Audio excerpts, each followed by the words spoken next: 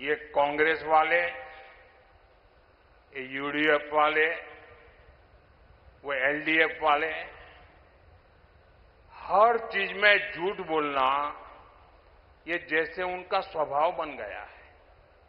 देश को गुमराह करना ये उनका स्वभाव बन गया है।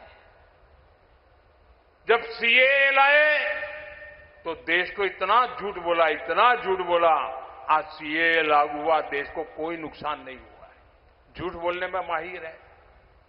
केरलम फाइल्स आई फिल्म तो भी बोलने लगे सब झूठ है। कश्मीर फाइल आई तो बोलने लगे सब झूठ है।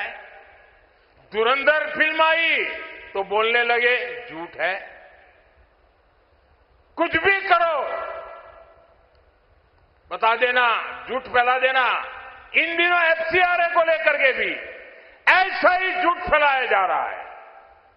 यूसीसी के लिए ऐसा ही झूठ फैलाया जा रहा है।